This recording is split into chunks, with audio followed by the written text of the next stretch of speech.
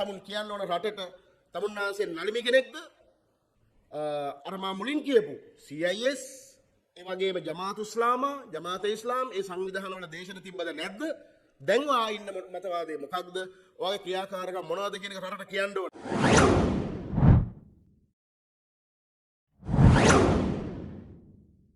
විශේෂයෙන් දැන් දින 3-4ක් තිස්සේ මුහුණ පොතෙහි සංසරණය වෙනවා ඥානසාර හිමි කාටද විකුණුනේ?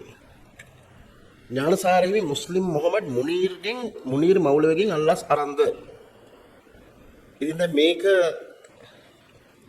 මුහුණ පොතේ සංසරණය වෙන විට විදේශයන් ඉන්න අපේ ලාංකිකයන් ඒ වගේම අපිත් එක්ක වැඩ කරපු අපේ සහෘදයන් මිත්‍රයන් විමසනවා හාමුදුරුවනේ මොකද්ද මේ කතාවේ ඇත්ත නැත්ත කියලා. ඉතින් මම හිතුවා ඒකට උත්තරයක් නොදී ඉන්න එක හොඳ නෑ කියලා. ඒ සම්බන්ධයෙන් සහ තවත් කාරණා කීපයක් පිළිබඳව දැනුම්මත් කරන්නට තමයි මේ මාධ්‍ය හමුව පවත්වන්නේ. අද ඒක නෙමෙයි 2013 අගභාගයේ ඉඳලා අනුක්‍රමයෙන් මේ රට තුල දළුලා වැඩෙන විශේෂයෙන් සිංහල මේ මහා සමාජයට වඩා මුස්ලිම් සමාජයටම පීඩාවක් ගෙන දෙන පරිද්දෙන් ඊටාම දැඩි ඉස්ලාමීය උන්මත්තක අන්තවාදී ක්‍රියාකාරකම් මේ රට තුල ගොඩනැගුණු හැටි ඒවා වර්ධනය වෙන හැටි ඒ වගේම ඒවා ගොඩනැගීම සඳහා නානාවිධ තැන්හි පවත්වාගෙන යන ආයතන සංවිධාන ඒ ව්‍යුහයන් පුජ්‍යලයන් නායකයන් ඔවුන්ට අරමුදල් සම්පාදනය වෙන ආකාරය ඒ වගේම ඔවුන් ආයුධ සන්නද්ධමය ක්‍රියාකාරකම් වල නිරත වෙන හැටි මේ ආදී බොහෝ කාරණා ගැන අපි දිගින් දිගටම හෙළිදරව් කළා. ඒ හෙළිදරව් කරන විට අපි මතු කරන සත්‍ය කාරණා ඒ හැටියටම ජනගත කරගන්න අපිට අවස්ථාවක් උදා වුණේ නැහැ. මොකද මේ අවිද්‍යාත්මක දේශපාලන ධාරාවේ සත්‍යයට ඉඩ තියෙන හුඟක් අඩුවෙන්. සද්දට බොරු කියන්න පුළුවන් නම් මිනිස්සුව දිනා ගන්න පුළුවන් මේ රටේ. ඒක තමයි ඇත්ත. අද මම කියන්න හදන්නේ ඉතා වැදගත් කාරණාවක්. අපි දැක්කා අරගලෙන් පස්සේ දැන් මේ අලුත් ආණ්ඩුවක් බලයට ඇවිල්ලා තියෙනවා. ඊයේ පෙරේදා බොහෝම කතා බහට ලක් වුණා මෞලවිවරයෙක් මේ සංස්කෘතික සහ ආගමික කටයුතු අමාත්‍යාංශයේ බාර ගැනීම පිළිබඳව නියෝජ්‍ය අමාත්‍යවරයෙක් හැටියට දිනුම් දීම. එතුමා පිළිබඳ පෞද්ගලික මේ අමනාපයක්වත් කෝන්තරයක්වත් එහෙම කිසිම මේ පෞද්ගලික ප්‍රශ්නයක් අපිට නැහැ. හැබැයි අපි දැනගන්න ඕන මොකද අපිට పూర్ව අත්දැකීම් තියෙන නිසා කරුණාකරලා මුනීර් මුලව්ෆර් ඇමතිවරයා නැත්නම් මේ මෞලවිතුමා මේ මිනිස්සුන්ගේ විශේෂයෙන් මේ මහා සමාජයේ ඇති වෙලා තියෙන සැකය තුරන් කිරීම සඳහා කරුණාකරලා ඔබ කියන්න ඔබ අයිති වෙන සංවිධානය මොකක්ද? ඔබ නියෝජනය කරන ඉස්ලාමික ආගමික නිකාය කුමක්ද? ඔබේ මතවාදය කුමක්ද? දැන් අපි ගත්තොත් භික්ෂුන් වහන්සේලා හැටියට නම් අපි එකම ශාසන සම්ප්‍රදාය වුණත් සියම් නිකාය, රාමඤ්ඤ නිකාය, ඊට පස්සේ අමරපුර නිකාය, කෝට්ටේ සංඝ සභාව, රෝහණ සංඝ සභාව, ඔය වගේ එක සභාවල් තියෙනවා, සංඝ සභාවල් තියෙනවා, නිකායවල් තියෙනවා. අඩු වැඩි වශයෙන් එක ඒ කුලකයන් නැත්නම් මේ ප්‍රභේද නිර්මාණය වෙලා තියෙනවා. ඒ වගේ ඉස්ලාමීත් එහෙමයි. දැන් අපි දන්න පරිදි රටේ වැඩිමනත් ලෙස කතා වෙච්ච ප්‍රධාන සංවිධාන 4ක් තියෙනවා. එකක් තමයි තෞහීද් ජමාත් සංවිධානය. ඒ කියන්නේ තහනම් කළ යුතුයි කියලා අර මා මුලින් කියපු පාස්කු කොමිසමේදී තේරීම් කාරක සභාවලදී ඒ තැන්වලදී තහනම් කළ යුතුයයි යෝජනා කළ ප්‍රධාන සංවිධාන 4. එකක් තමයි තෞහීද් ජමාත් සංවිධානය. මොකද්ද මේ තෞහීද් ජමාත් කියන්නේ? ජමාත් කියලා කියන්නේ සමූහය කියන එකයි. තෞහීද් කියලා කියන්නේ ඒක දේවවාදයේ සදා වූ සමූහය. තව එකක් තියෙනවා තබ්ලිග් ජමාත්. තබ්ලිග් ජමාතය කියලා කියන්නේ සාමූහික ප්‍රචාරය. ඒ කියන්නේ ඉස්ලාමය සාමූහිකව ප්‍රචාරය කිරීමේ සමූහය. ඊළඟට තව එකක් තියෙනවා. දැන් ඒ තබ්ලිග් ජමාතේ ඇත්ත වශයෙන්ම රටවල් ගණනාවක තහනම් විශේෂයෙන් මේ ඉස්ලාමිකයන්ගේ මේ ශුද්ධ වූ මර්මස්ථානයේ තියෙන මක්කම පිහිටලා තියෙන සෞදියේ තබ්ලිග් ජමාතේ තහනම්. හැබැයි ලංකාවේ තබ්ලිග් ජමාත් සංවිධානය තාම ක්‍රියාත්මක කරන පමණක් නෙමෙයි උලමා සභාවේ ප්‍රධානියත් තබ්ලිග් ජමාත් සංවිධානය නැත්නම් තබ්ලිග් නිකායේ ප්‍රධානිය වෙච්ච රිස්වි මුස්ලිම් මහත්මයා. ප්‍රශ්නයක් නෑ අපිට. ඊළඟට තව සංවිධානයක් තියෙනවා ජමාතේ ඉස්ලාම්. ජමාතේ ඉස්ලාම් කියලා කියන්නේ ඒක දේශපාලන න්‍යාය පත්‍රයක්. ඒ කියන්නේ රාජ්‍යය ඉස්ලාම්කරණය කිරීමේ සමූහය. ඒක තමයි ජමාතේ ඉස්ලාම් කියන්නේ. ඊළඟට තව එකක් තියෙනවා ඉඛ්වාන් මුස්ලිම් කියලා. ඒ කියන්නේ ඔය ඊජිප්තුවේ මුස්ලිම් බ්‍රදර්හුඩ් සංවිධානයේ නායකයා වෙච්ච යුසුෆ් අල් කරදාවිගේ මතවාදය එක්ක දෙවියන් උදෙසා අනිවාර්ය වශයෙන් ප්‍රාණදානය කළ යුතුයි කියන ඒ මතවාදය. එතකොට මෙන්න මේ සංවිධාන හතරෙන් සැදුම් ලත් කණ්ඩායම් විසින් තමයි බුදු පිළිම කුඩු කරමින් ඒ වගේම මුස්ලිම් සමාජයටත් නරක නාමයන් එකතු කරමින් අර ගෝලීය ත්‍රස්ත කල්ලිහා එකතු වෙලා මේ රට තුල මේ ඉස්ලාම් නාමයෙන් එන උන්මත්තක අන්තවාදී ක්‍රියාකාරකම් නිර්මාණය කෙරුවේ, වර්ධනය කෙරුවේ, ගොඩ නැගුවේ මේ කියන කණ්ඩායම්. එතකොට මුනීර් මෞලවි සම්බන්ධයෙන් මම ඊට පෙර අවස්ථාවකත් යම් කරුණු සිහිපත් කළා. ඊට පස්සේ මම දැක්ක තැන් වල ඒවට මේ උත්තර දෙන්න ඕන. එහෙම නැත්නම් මේ මොනවද දෙන්තරවාසී වල කතාවක් කියලා තිබුණා. තාම නම් එහෙම ආවෙ නැහැ. ප්‍රශ්නිකුත් නැහැ ආවට. මම බැලුවා මේ එතුමා මේ නියෝජ්‍ය අමාත්‍යවරයා හැටියට පත් වුණායින් පස්සේ විශේෂයෙන් රට තුල මේ සම්බන්ධයෙන් දිගින් දිගට කතා බහ ඇතිවන විට ඇත්තටම එතුමාගේ භාවිතාව නැත්නම් එතුමා නියෝජනය කරන නිකාය මොකක්ද මොන වගේ මතවාදයක්ද එතුමා තුල තියෙන්නේ කියලා. ඉතින් මට නිල වශයෙන් කියන්න බෑ එතුමාගේ මතවාදය මෙන්න මේ හවල් එක කියලා. නමුත් අතීතයේ පිරික්සන විට ඊටාම පැහැදිලිව මට පෙන්වන්න පුළුවන්. මගේ ළඟ එවිඩන්ස් තියෙනවා. දැනුත් මේ දුරකථනයේ තියෙනවා. මට මේ මාධ්‍ය හමුවේ අතතුර දෙන්න පුළුවන්.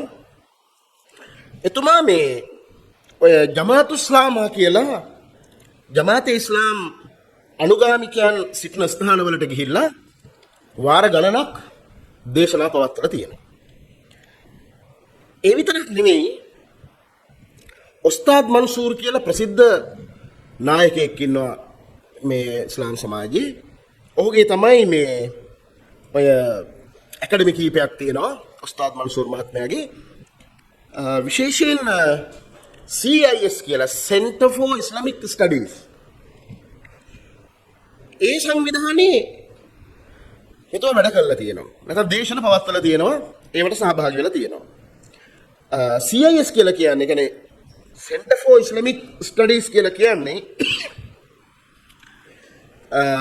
ජමාතේ ඉස්ලාම් සංවිධානයත් ඒ වගේම ජමාතේ ඉස්ලාම් සංවිධානය හා බැඳුණු ශිෂ්‍ය ව්‍යාපාරය වගේම විශේෂයෙන් පාස්කු ප්‍රහාරය සම්බන්ධයෙන් මේ ලයිස්තුගත කරපු තහනම් කළ යුතුයයි නම් ලද වාමි කියන සංවිධානයක් තියෙනවා. වාමි WAMY වාමි World Assembly Muslim Youth ඒක දෙමඩගොඩ මහවිල උද්‍යානයේ තිබුණේ. මේ CIS කියන එක මේ ආයතන තුනත් එක්කම වැඩ කරලා තියෙනවා. ඒතර මුනීර් මේ මුලෆර් මවලවිතුමා අර ඇමතිතුමා මේ ආයතනත් එක්ක වැඩ කරපු බවට YouTube වල ඕනතරම් සාක්ෂි තියෙනවා. අනිත් එක තමයි 2013 අවුරුද්දේ ඔය මම මුලින් කියපු ඒ කියන්නේ ලෝකෙට මරාගෙන මැරෙන අයිඩියොලොජි එක හඳුන්වලා දීපු එය අනිවාර්යෙන් සුද්ධ වූ වීර මරණයක් වෙනුවෙන් මුස්ලිම් අය කැපවිය යුතුයි කියලා ඒ මතවාදය ලෝකෙට ගෙනාපු විශේෂයෙන් මැද පෙරදිග උගතුන් හැටියට සැලකෙන ඇකඩමික්ස්ලා 4000ක් විසින් ප්‍රතික්ෂේප කරපු යුසුෆ් අල් කරදායව හම්බ වෙනවා ලංකාවේ දූත පිරිසක් ගිහිල්ලා. ඔය අසාම් අමීන්ගේ තාත්තා මිස්ටර් අමීන් මුස්ලිම් කවුන්සිලේ එතුමා ඇතුළු කණ්ඩායමක් 2013 අවුරුද්දේ යුසුෆ් අල් කරදායව මුණ ගැහෙනවා. ඒ මුණ ගැහිලා ආවට පස්සේ මෙහි පිහිටුවනවා ශූරා සභාවක්. මොකද්ද මේ ශූරා සභාව කියලා කියන්නේ? මේ තියෙන ඔයගොල්ලන්ට පේන්නේ නැතුව ඇති. මේ තියෙන්නේ ඕනේ. අල් කුරානෙම දක්වලා තියෙනවා 42:38 වගන්තියේ මොකක්ද මේ ශූරා සභාව කියන්නේ කියලා. මේක මේ කියලා තියෙන එක වැදගත්. මොකද මුස්ලිම් කවුන්සිලයට පස්සේ මේ ශූරා සභාව පිහිටුවන්න යෙදුණා. මේ සම්බන්ධයෙන් සියලුම ආරක්ෂක අංශ දැනුම්වත් කළා. මේ ශූරා සභාව ඇතුළු මේ කණ්ඩායම් ගැන ඒගොල්ලන්ගේ මතවාදය සහ කොහොමද මේගොල්ලෝ මේ ඇතුලේ රාජ්‍ය තන්ත්‍රය ඇතුලේ කොහොමද ක්‍රියාත්මක වෙන්නේ කියන එක ගැන සැලකිල්ලෙන් ඉන්න කියලා. අපේ මේ මුග්ධ ඔලොමොට්ටල මේ කයිවාරු ගහන පඩත්තලකන් දොඩන සියල්ල දත්ල වගේ හැසිරෙන මේ උද්දච්ච සිංහල ගොන් රැළට මේක තේරෙන්නේ නැහැ. ඉතින් ඒ නොතේරුම්කම නිසාම තමයි නිකන් අර අතේ අරන් මොකද්ද කරගන්නවා වගේ වැඩක් මේ වෙලා තියෙන්නේ. දැන් තමන්ම තමන්ගේ කියලා සිඳ ගන්න තැනට දැන් ඇවිල්ලා තියෙන්නේ. මොකද වෙනත් ඉස්ලාමික හැසිරීම් වගේ නෙවෙයි මේ ජමාතේ ඉස්ලාම් ව්‍යාපාරය හරිම දරුණු එකක්. ඒගොල්ලෝ රටවල් බිඳවට්ටනවා. රාජ්‍යයන් අල්ලා ගැනීම සඳහා එළියේ මේ කණ්ඩායමක් දේශපාලනය කරනවා වගේම ඒගොල්ලෝ වෙනම වැඩපිළිවෙලක්. ඒ කියන්නේ ඒගොල්ලන්ගේ තියෙන ඒකට කියන්නේ අයිඩියොලොජි ජිහාඩ් කියලා. ඒ කියන්නේ චින්තනමය ජිහාඩ්වාදී. ඒගොල්ලෝ එකතු වෙලා මේ ශූරා සභාව පිහිටවනවා. මොකද්ද? මෙම සංවිධානයේ 2013 වසරේ ස්ථාපිත කරන ලද අතර සමාගම් පරිදි ලියාපදිංචි කරලා තියෙනවා. ඒ කියන්නේ ඉස්ලාම් රාජ්‍යයක් නොවන ශ්‍රී ලංකාවට ශූරා සභාවක අවශ්‍යතාවය කිසිසේත්ම නැත. ශූරා සභාවක් කියලා කියන්නේ ඉස්ලාමීය රටවල අපි කියන්නේ ඉස්ලාමික් ස්ටේට් කියලා ඉස්ලාමික රාජ්‍යයන් වල ඒ රාජ්‍ය පාලනයට උපදෙස් දෙන ආගමික සභාව තමයි ශූරා සභාව කියලා කියන්නේ. ඒක කුරාන් එකේ වර්ස් එකකින් දක්වලා තියෙනවා 42:38 වගන්තියේ. ඒතර එහෙම සංවිධානයක් පිහිටවනවා 2013. ඒ සංවිධානෙත් ඇත්ත වශයෙන් මේ තියෙන ඒගොල්ලන්ගේම මේ ඉස්ලාම් හැදින්වීමක් කියන පොතේ අන්තිම පිටුවේ මේ තියෙන ශූරා සභාව කියලා දක්වලා ඔයාලට ගන්න පුළුවන්. මම පින්තූරෙකුත් දෙන්නම් පස්සේ. මේ ශූරා සභාවෙත් කාලයක් වැඩ කරලා තියෙනවා අපේ මුලව්ෆර් මන්ත්‍රීතුමා මේ ඇමතිතුමා. අනිත් වැදගත්ම කාරණාව තමයි අපි දිගින් දිගටම පහුගිය කාලයක් පුරාවට බැනුම් අහගෙන අපි හෙළිදරව් කළා යම් කාරණා. මේ දැන් මේ තියෙන එක වීඩියෝ එකක් මෙතුමා මේ දේශනයක් තියෙනවා. දැන් මේක දිගේ වැඩි ටිකක් මම කියන්නේ හැටි මේකේ උහු හඳුන්වලා තියෙන කොහොමද දන්නවද? මේකේ හඳුන්වලා තියෙන්නේ ෂේක් මුනීර් නලිමි. නලිමිවරයෙක් කියලා කියන්නේ බේරුවල තියෙනවා ඇකඩමියක් JNIC කියලා. JNIC කියන්නේ ජාමියා නලීමියා ඉස්ලාමික් සෙන්ටර් බේරුවල තියෙන්නේ. ජාමියා නලීමියා ඉස්ලාමික් සෙන්ටර් අයියලට බලන්න පුළුවන් ටිකක්. ඒක ඇත්තටම ඉස්සර පටන් ගත්තේ නලිම් හාජ්‍යාර්. ඉස්සර ප්‍රසිද්ධ හාජ්‍යාර් කෙනෙක් කියලා තියෙන හොඳ මැණික් මුදලාලි කෙනෙක් මම හිතන්නේ හොඳ ධනපතියෙක්. සිංහල සමාජයත් එක්ක බොහොම හොඳින් හිටපු හොඳ වැදගත් මහත්මයෙක්. එතුමා ජාමියා නලීමියා ඉස්ලාමික් සෙන්ටර් එක පටන් ගන්නේ දැන් අර හාමුදුරුවන්ට තියෙනවනේ උපාධි රාජකීය පඬිතුකයි ශාස්ත්‍රවේදී ශාස්ත්‍රපති එකේ සාහිත්‍ය ශූරී ඔය වගේ ඉස්සරහට දානවනේ කෑල්ලක්. ඉතින් මේ නලිම් හාජ්‍යාටත් ඕනකම තිබුණා අර මුස්ලිම් මවුලවරුන්ට උපාධියක් තිබුණොත් හොඳයිනේ පිළිගැනීම හොඳයිනේ. ඒ මවුලවරුන්ට යම්කිසි අධ්‍යාපනික වශයෙන් මේ සහතිකයක් ලබා දෙන්න ගරුනාමයක් ලබා දෙන්න ඒ ආකාරයෙන් පිළිටවපු එකක්. පස්සේ මේක සම්පූර්ණයෙන්ම වහබ්වාදයට ගොදුරු වෙනවා. ගොදුරු වෙනව පමණක් නෙමෙයි. මෙතන පුහුණු කරනවා සම්පූර්ණ සිංහල දෙමළ ඉංග්‍රීසි වෙන වෙනත් භාෂා. අවුරුදු 4ක් 5ක් උගන්වනවා. ඊට පස්සේ පේරාදෙණිය විශ්වවිද්‍යාලයට යවනවා ඊළඟ අවුරුදු කිහිපයට. එතනින් ඔවුන් පරිපාලන සේවයේ සුදුසුකම ලබා ගන්නවා. ස්ථානගත වෙනවා. අපි හිතමුකෝ ඒවියේෂන් එකේ, එඩියුකේෂන් එකේ, හෙල්ත් එකේ ඔය ආදී වශයෙන් මරුම ස්ථානවල නිලධාරීන් හැටියට ප්ලාන්ට් වෙනවා. එතකොට ඒ ප්ලාන්ට් වීමත් එක්ක අපි දැක්ක පහුගිය කාලේ පාසල් පෙළ පොත්වල ලංකාවේ පළවෙනි වසරේ සිට 12 වසර දක්වා පාසල් පෙළ පොත්වල මරාගෙන මැරෙන අදහස සාධාරණීකරලා තියෙන පමණක් නෙවෙයි, කවුරු හරි ඉස්ලාමයේ අතහැරලා ගියා නම් මරන්න කියලා සිංහලෙන් ලියලා තියෙනවා පාසල් පෙළ පොත්වල. ඒතර ඒක කොහොමද ආවේ? එකපාරට මේ 2013න් පස්සේ. ඉතින් මේක බරපතල තත්ත්වයක්. එතකොට අපිට වගකීමෙන් කියන්න පුළුවන් මේ මවුල ඉවරයක්. මේ අමාත්‍ය ධූරයේ දරන මවුල ඔබතුමා ඇමතිකම් කරාට අපිට ප්‍රශ්නයක් නැහැ. කලිනුත් ඇමතිවරු ඕන තරම් හිටියා. හැබැයි ඒගොල්ලෝ අන්තගාමී ඉන්න ඕන බව කියන්න ඕන. හකීම්ලා හිටියා, තවන් ගොඩක් අය හිටියා. මිනිස්සුන්ට මේ අන්තවාදීකට උන්ගේ තිබුණු අන්තවාදයක් අපි දැක්කේ නැහැ. මොනවා හරි හම්බු කරගෙන ඔය බොහොම මේ ලස්සන කාම්භෝගී ජීවිතයක් ගෙව මිසක්වා මේක මේ රට අන්තවාදයට ගෙන යන්න කල්පනා කරන්නේ නැහැ. මොකද මේ මහා ප්‍රවාහයේ දේශපාලන ධාරාවේ හිටපු මිනිස්සු. නමුත් අපට සැකයක් තියෙනවා. මොකද ඒ සැකේ ඇති වෙන්න හේතුව ඒගොල්ලන්ම ලියා පළ කොට ඇති පුත්පත් සියල්ල මා සතුව තියෙන නිසා.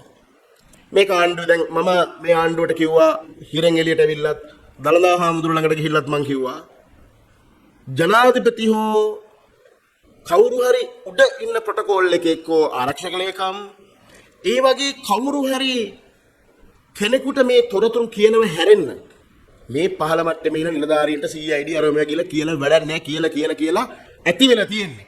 මොකද එක තැනක් තියෙනවා එතනින් උඩට යන්නේ නැහැ. ඒතකොට ඒ අවශ්‍යම කෙනෙකුට මේක කියන්න පුළුවන්. දැන් මම දැක්ක ඊට පස්සේ අන්තර්ජාලයේ අර මෙහෙ නොඑක් අය ලියනවා කියනවා අයි අරක කිව්වේ නැත්තේ මේක කිව්වේ නැත්තේ වැළලෙන් නැතුව ගිහිල්ලා දාන්නකෝ පැමිණිලි දාලා තියෙන ඕනතර. කො ඉන්වෙස්ටිගේෂන්. මේවා කියවන්නෙත් නැහැ. නිකායික මූලස්ථානවලින් මේ ගැන මේ කේස් ස්ටඩි එකක් කරලත් නැහැ. ඉතින් මේ සම්බන්ධයෙන් ප්‍රමාණාත්මක තොරතුරු මා සතුව තියෙන මට විශාල බයක් මේ රට සම්බන්ධයෙන් තියෙනවා. ඉතින් අපිට තියෙන්නේ මේ ආණ්ඩු පිළිබඳ ප්‍රශ්නයක් නෙවෙයි. මේ රාජ්‍ය පිළිබඳ ප්‍රශ්නයක්. මේ ජමාත ඉස්ලාම් කාර්යෝ කරන්නේ රාජ්‍ය බිඳවට්ටන එක, ආණ්ඩු බිඳවට්ටන එක නෙවෙයි. ඒගොල්ලන් කලින් කාලට පෙලින් පෙලට එක පැත්තක ඉඳලා ගහනකොට විපක්ෂ දේශපාලන ධාරාවේ ගිහලා හැංගෙනවා. දැන් ඔය ජාතික ජන බලවේගය හැංගිලා ඉන්නත් එහෙම තමයි වගකීමෙන් කියනවා. දැන්වත් ඔය ජනාධිපතිටත් ඔය මහා මේ මොනවාද ඉන්නේ නිකන් සර්වඥලා සෙට් එකක් වගේ ඉන්නේ. උන්දලයට මම කියනවා කරුණා කළා වටපිට බලලා සෝදිසියෙන් ඉන්න වෙයි. තමුන්නහල මේකේ මේ බොහොම తాවකාලික බාරකාරයට පත් වුණාට මේක මේ සින්නක් කරලා ලියලා දීලා නැහැ නේ. මොකද රාජ්‍ය බිඳවට්ටන ක්‍රියාවලියට අපිට ඉඩ දෙන්න පුළුවන් කමක් නැහැ. මේගොල්ලන් මේ තැන් වලට රිංගලා විශේෂයෙන් මේ සංවේදී ස්ථාන මේ ඇමතිවරුන්ට දුන්නට පස්සේ මේ වගේ මේ මෞලවීරට දැන් හාමුදුරුවෝ දේශපාලනය කරන පාර්ලිමේන්තුව ගියාම මේක නිකන් රෙදි උස්සන් කෑ ගහනවා. හැබැයි මෞලවිලා පාස්ටර්ල පාර්ලිමේන්තුවේ ඉන්නවා. ඒගොල්ලන්ට ඕන කරන ප්‍රතිපත්ති සම්පාදනය කරගන්නවා. අපි එළියේ මාධ්‍ය හමු තියලා මිනිස්සුන්ට උපාසකම් වලට ගමේ පැය ගණන් බණ දේශනා කළා කියලා නීති හැදෙන්නේ නැහැ. නීති අනපනත් කෙටුම්පත් කරන තැනක භික්ෂුන් වහන්සේලා නියෝජනයක් ගන්න දඟලනකොට ඒකට කෑ ගහනවා. හැබැයි මෞලවිලා ඇමතිවරු වෙනකොට මොකෙක්වත් නික් ගන්නෑ. ඉතින් ඒ නිසා මම ඊටම වක්කීමෙන් කියන මෞලවි මුනීර් කරුණාකර තමුන් කියන්න ඕන රටට තමුන්නාන්සේ නලිමි කෙනෙක්ද? අර මම මුලින් කියපු CIS ඒ වගේම ජමාත් ඉස්ලාම් ඒ සංවිධානවල දේශන තිබ්බද නැද්ද? දැන් වා ඉන්න මතවාදී මොකක්ද? ඔයගේ ක්‍රියාකාරකම් මොනවද කියන එක රටට කියන්න ඕන.